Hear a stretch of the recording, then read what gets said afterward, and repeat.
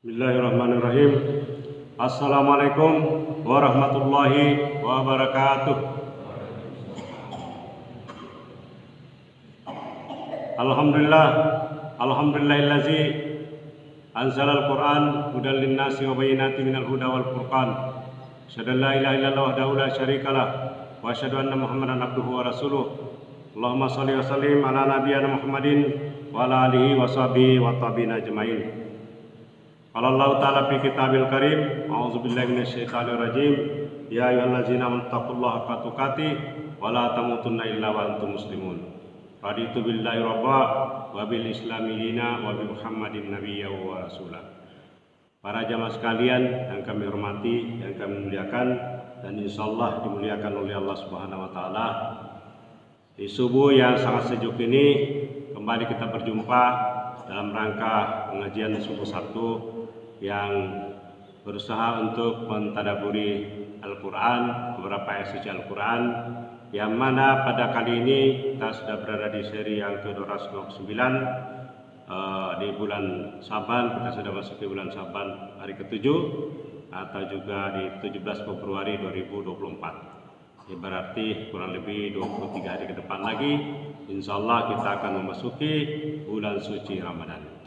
Para jamaah sekalian yang kami hormati, yang kami muliakan, juga saudara-saudara yang bisa mengikuti secara online, tema yang kita angkat pada hari ini kelanjutannya yang kemarin, pekan-pekan sebelumnya, yaitu yang berkaitan dengan 4 pilar atau menjadi argumentasi dari kita mencari ilmu yang berasal dari wahyu dalam rangka membangun tatanan kehidupan kita secara pribadi, secara berkelompok, secara bermasyarakat. Pilar yang ketiga ini adalah wahyu yang bersifat komprehensif, bersifat menyeluruh atau sifatnya universal. Nah, ada beberapa ayat yang menjadi dasar bagi kita di sini. Seperti yang sudah sering kami sampaikan bahwa di dalam Al-Quran di surah An-Nahl ini ada tertulis di ayat yang ke-89. Ya. Wa nazzalna 'alaikal kitaba tibyanan likulli syai'in wa hudan wa rahmatan wa busra lil muslimin. Di sini Allah menjelaskan tentang peruntukan Al-Quran, yang mana menjelaskan segala sesuatu. Kami turunkan kitab Al-Quran ini kepadamu, maksudnya kepada kita Muhammad SAW, tibyanan likulli syai'in, menjelaskan segala sesuatu. Ya, jadi apa saja sudah dijelaskan dalam Al-Quran. Seperti yang pernah kita sampaikan bahwa di alam ini, alam semesta ini adalah ayat-ayat kauniyahnya Allah Subhanahu wa taala, sesuatu yang sifatnya ada. Baik ada itu kita lihat menurut pandangan mata kita, maupun yang ada tapi sifatnya gaib. Tetapi kita yakini bahwa itu ada. Ada karena bisa jadi tidak bisa dijangkau oleh mata kita, atau sesuatu itu belum terjadi. Misalnya hari kiamat belum terjadi, surga belum kita lihat karena memang belum waktunya. Tapi yang semuanya sudah ada, cuma ada masanya nanti kita. Di sini kita meyakini bahwa ada malaikat, yang mana disebutkan dalam hadis setiap ada majelis ilmu yang dibacakan ayat-ayat Allah, di sana hadir malaikat, ya, untuk mendoakan agar orang-orang yang berada di majelis ilmu ini diampuni oleh Allah Subhanahu wa taala. Sekaligus juga Allah Subhanahu wa taala menyebutkan nama-nama orang yang berada di dalam majelis ilmu ini. Itulah sebabnya saya sampaikan beberapa pertemuan sebelumnya bahwa kalau namanya viral itu, di mana ada berita informasi yang di media sosial kan disebar kemana-mana menjadi viral. Apalagi zaman sekarang ini urusan-urusan pemilu banyak yang viral.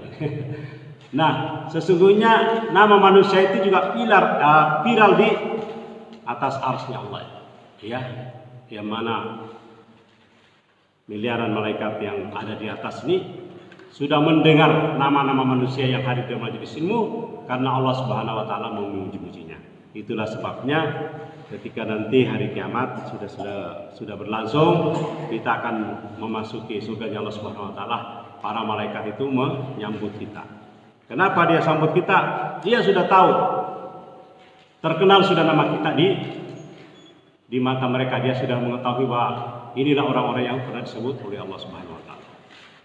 Nah, sehingga mereka menyambut kita dengan ucapan salamun alaikum bima sabartum. Jadi kalau kita ini orang muslim, orang beriman, kira itu ada yang urusannya dunia, tapi ada juga yang urusannya masih ada di alam gaib. Nah, ini kalau kita yakin. Jadi kalau viral di dunia biasa-biasa saja. Tapi kalau viral di mata para malaikat itu yang luar biasa. Karena Allah sendiri yang memviralkannya. Nah, di sini dijelaskan tibyanan likulli syai'. Ya, segala sesuatu sudah dijelaskan. Ya, di dalam Al-Qur'an. Wa hudan wa rahmatan wa busralil muslimin. Langsung disebutkan di sini fungsi Al-Qur'annya, yaitu sebagai hudan, petunjuk, sebagai rahmat, ya, sebagai rahmat bagi kita, dan juga kabar gembira bagi orang-orang muslim. Nah ini kita ini selalu disampaikan ada kabar gembira, ya, sekaligus juga ada unsur peringatannya. Kalau ini kita pegang, tidak ada alasan bagi kita di dunia, apapun masalah yang kita hadapi, kita senantiasa bergembira. Karena seluruh cobaan-cobaan itu, kesulitan-kesulitan yang kita alami itu menjadi akumulasi kebaikan.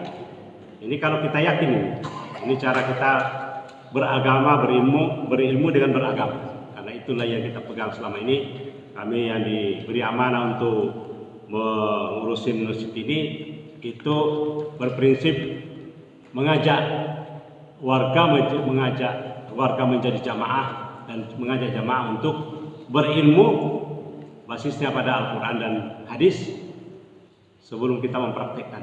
Jadi ibadah itu harus ada ilmunya. Kalau tidak ada ilmunya nanti keliru gitu ya. Nah, ayat berikutnya, wa ma arsalnaka illa rahmatan lil alamin. Nabi kita Nabi Muhammad SAW sudah dijaminkan oleh Allah Subhanahu wa taala bahwa dia itu diutus, ya. Diutus untuk menjadi rahmat bagi seluruh alam tanpa terkecuali. Kalau sudah bicara alam, al-alam itu mencakup keseluruhan, dimanapun dia berada, mau di planet mana saja, ya, semuanya itu menjadi rahmat. Nabi kita menjadi rahmat bagi seluruh umat manusia ini. Jadi alangkah ruginya manusia kalau tidak menjadikan Nabi Muhammad SAW sebagai nabinya, sebagai uswatun hasanah, sebagai teladan. Karena di dalamnya ada rahmat bagi kita semua. Seluruh jenis kebaikan adalah merupakan rahmat.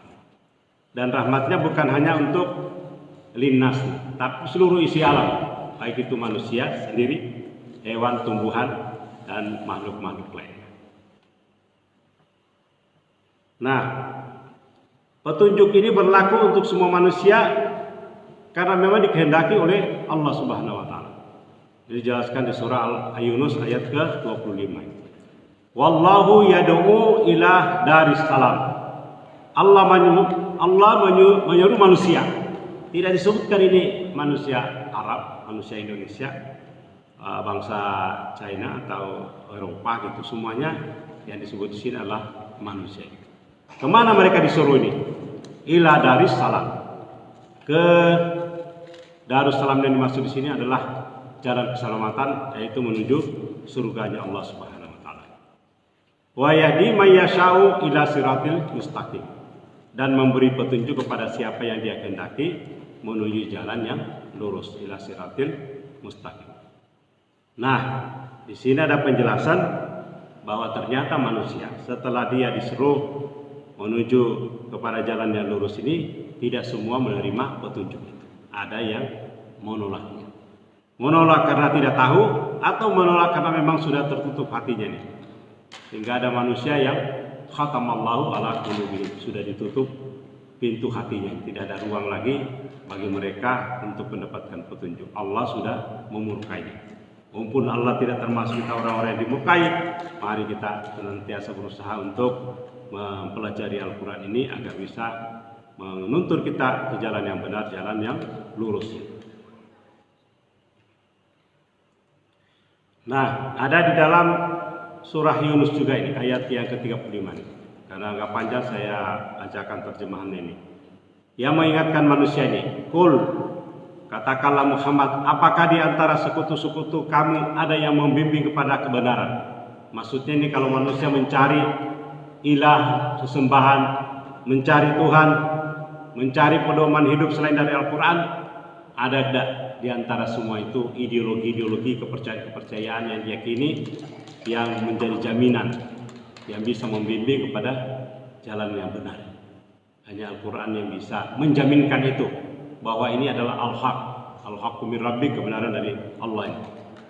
Ya, turun dari Allah, dan juga proses turunnya ini adalah kebenaran, semuanya adalah kebenaran. Nabi yang diutus juga adalah nabi kepercayaan. Nah, apakah yang membimbing pada kebenaran lebih berhak diikuti?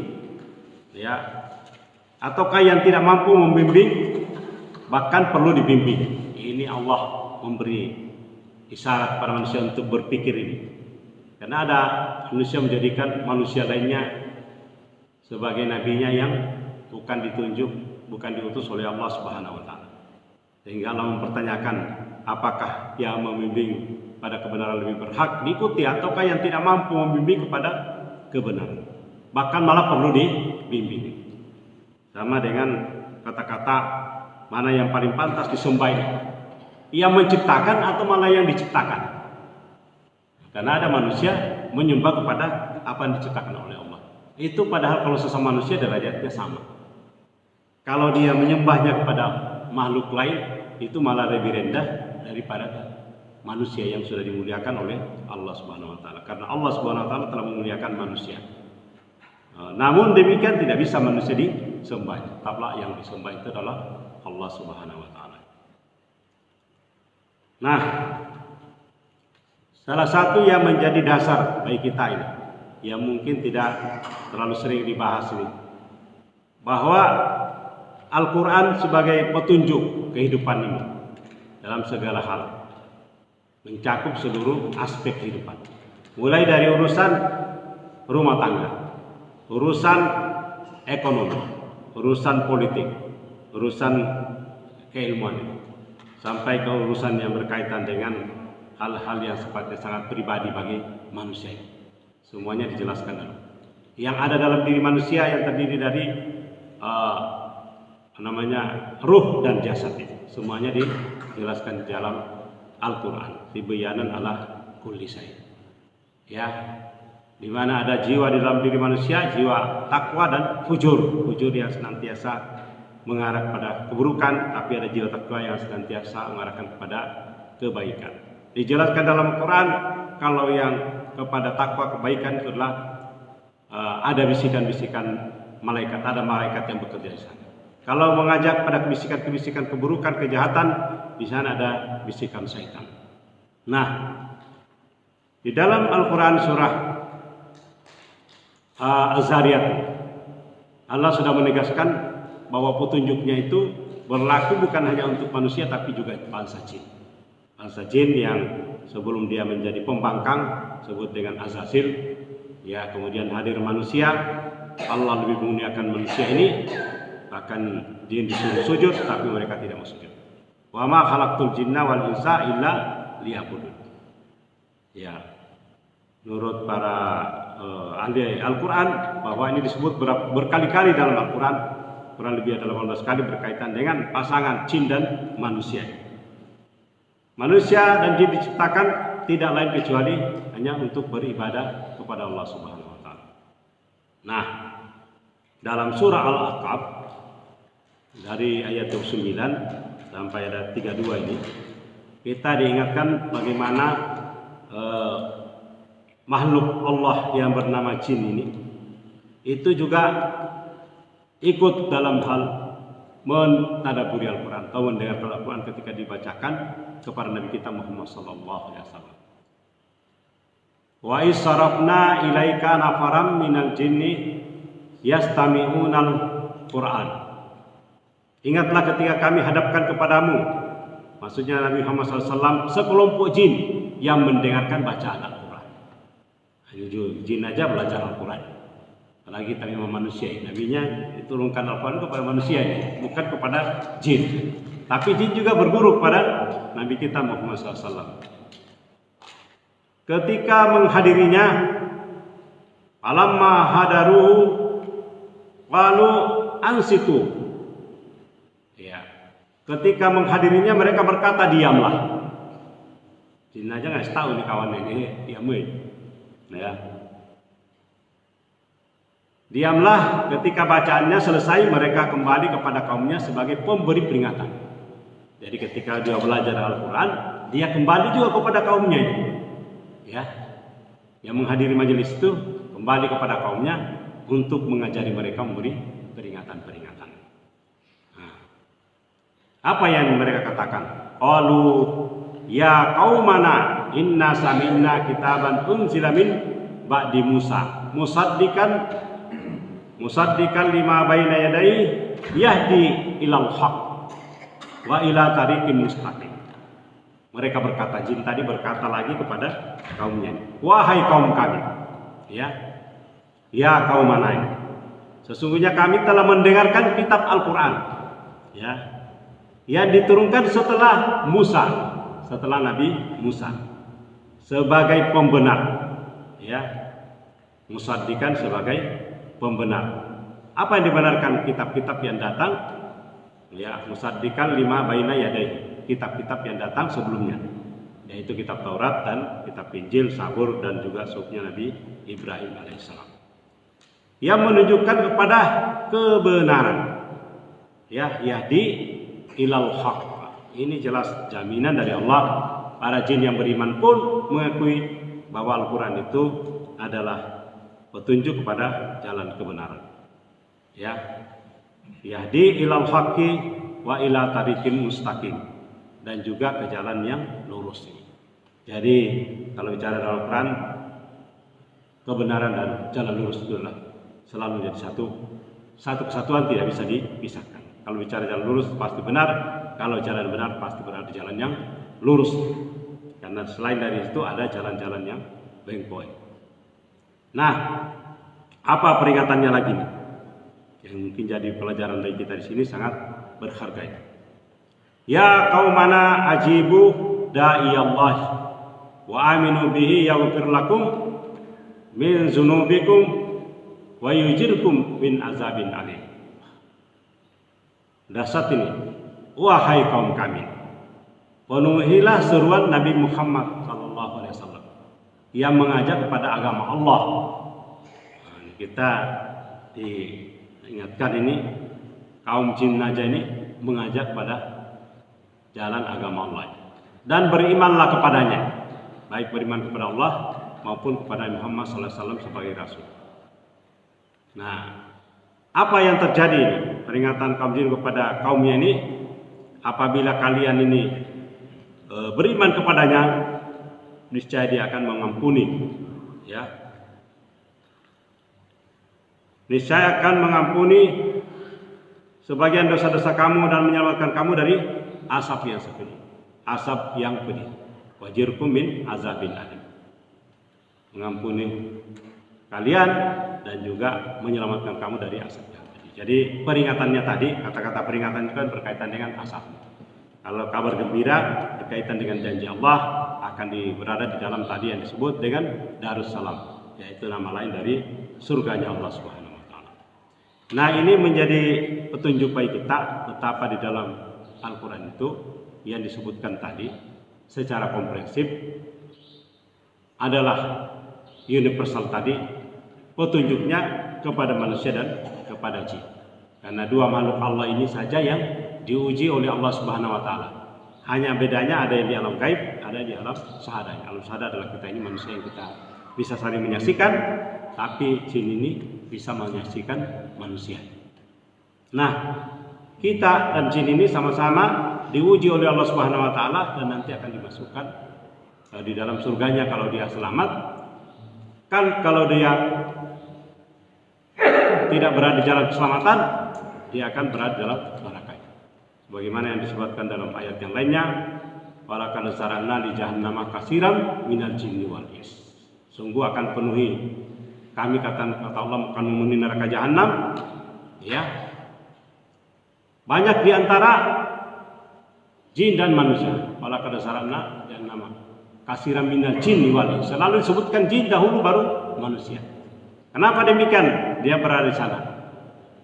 Lahum qulubun la yafqahuna biha walahun a'yunun la yubsirun. Ya. Mereka itu punya hati tapi tidak digunakan untuk memahami ayat-ayat Allah. Ya, mereka mendengar, walahum azanun la yasmauna biha, tidak punya alat pendengaran tapi tidak digunakan untuk mendengar peringatan-peringatan Allah. Ya. Dan juga mereka punya penglihatan tapi tidak digunakan untuk melihat ayat Allah. Lalu Allah menegaskan di situ bahwa mereka itu adalah kal an'am, ulaika kal an'am bal hum adall. Ya. Mereka itu adalah seperti binatang ternak, bahkan lebih sesat lagi. Nah, ini berarti menunjuk bahwa jin itu juga punya alat-alat pendengaran, uzunun, ya, juga basarun, la yubsirun biha, tidak digunakan untuk melihat. Alat penglihatan juga punya, hati juga punya, ya, akal juga dia punya. Tetapi tentu berbeda dengan yang dimiliki oleh manusia. Tapi memiliki alat-alat yang tidak kita bisa pastikan bahwa sama persis dengan manusia, tapi memiliki alat-alat itu yang akan diuji nanti di akhirat. Ya, akan dipertanyakan, kenapa kamu tidak menggunakan hatimu, kenapa kamu tidak menggunakan penglihatanmu, kenapa kamu tidak menggunakan pendengaranmu dengan benar, kenapa kamu tidak menggunakan akalmu, pikiranmu dengan benar. Nah, ini menunjukkan tadi bahwa Al-Quran ini petunjuk, ya, yang sifatnya komprehensif baik untuk manusia maupun makhluk Allah yang bernama jin. Belum lagi yang lain-lain yang berkaitan dengan komprehensifnya itu, selain yang kita sebutkan tadi, alam gaib dan alam nyata, juga komprehensif segala peristiwa yang terjadi pada masa lalu, yang ada sekarang maupun yang akan datang. Ya, karena peristiwa as-saah dijamin oleh Allah Subhanahu wa taala pasti akan terjadi. Ya, bahwa hari kiamat pasti akan terjadi, sudah disebutkan di dalam Al-Qur'an, la raiba fihi. Selain Al-Qur'an la raiba fihi, juga as-saah, kiamat itu, hari pembalasan, hari kebangkitan, semuanya juga dijamin Allah pasti akan terjadi. Nah, ini menunjukkan bahwa betapa apa yang sudah disebutkan dalam Al-Quran sifatnya komprehensif, mencakup segala sesuatu, baik alimul ghaibi wasyahada, cakup alam gaib dan alam nyata, dan juga apa yang terjadi di dunia yang ada sekarang maupun fil akhirat yang ada di hari kemudian, yang sekarang maupun yang akan datang. Para jamaah sekalian, inilah yang kita jadikan peringatan-peringatan kita pada hari ini untuk kita pelajari Al-Quran supaya timbul pemahaman kita bahwa alangkah ruginya kalau kita yang sudah diturunkan kepada Al-Quran kita jadikan sebagai petunjuk dalam kehidupan, kita akan termasuk orang-orang yang al-hasil. Semoga kita semua yang hadir di majelis ini maupun saudara-saudari yang bisa mengikuti secara lain atau juga mengikuti nanti siaran berikutnya bisa termasuk yang saya sebutkan di awal tadi, bahwa kita manusia ini yang mana para malaikat yang telah mengetahui kehadiran kita dalam majelis-majelis ilmu dan menjadi orang-orang yang beriman bertakwa secara keseluruhan akan menjemput kita nanti di akhirat di surganya Allah Subhanahu wa taala dengan ucapan salamun alaikum bima sabartum. Salam sejahtera atas kesabaran kalian dalam menjalani kehidupan di dunia. Ini adalah sangat peristiwa yang sangat luar biasa. Makhluk-makhluk Allah yang ada di akhirat sudah merindukan manusia-manusia yang ada di bumi, orang-orang yang beriman dan bertakwa. Baik yang para malaikat maupun yang akan menjadi pasangan hidup kita di akhirat. Ya, dalam beberapa hadis disebutkan mereka merindukan makhluk Allah, hamba Allah, Abdullah yang ada di bumi, yang senantiasa beriman dan bertakwa, nanti ketika dia sampai di sana, namanya kerinduan itu bisa menjadi cahaya percepatan. Sehingga manusia itu, orang-orang yang beriman bertakwa, makin tinggi ilmunya, makin tinggi takwanya, akan mengalami percepatan menuju surga. Karena orang yang ada di sana menunggu pasangan-pasangan hidupnya, yang sering kita sebut bidadari, merindukannya juga. Jadi kerinduan itu bisa mempercepat sampai kepada tujuan. Baiklah, saya kira itu bagian dari motivasi kita, nambah keyakinan bahwa apalah yang kita cari di dunia itu, kalau ada kesedihan tidak usah terlalu sedih, kalau kegembiraan jangan juga berlebihan. Nah, ini termasuk juga pesan-pesan untuk orang yang sudah merasa menang dalam pilpres hari ini. Kalau merasa menang jangan juga terlalu berlebihan, kalau kalah jangan juga terlalu sedih, masih ada pengadilan yang ada di akhirat yang kita nantikan, yang lebih menjanjikan kenikmatannya dari Allah Subhanahu wa taala. Baiklah, demikian yang kita bisa sampaikan. Semoga pertemuan kita ini membawa barakah, mendapatkan ilmu yang bermanfaat, dan juga menjadi jaminan bagi kita bahwa ada kehidupan yang sesungguhnya di akhirat. Di dunia ini adalah sifatnya sementara untuk mengumpulkan amal-amal soleh. Mari kita tutup dengan doa kafaratul majelis. Subhanakallahumma wa bihamdika, asyhadu an la ilaha illa anta, astaghfiruka wa atubu ilaik. Assalamualaikum warahmatullahi wabarakatuh.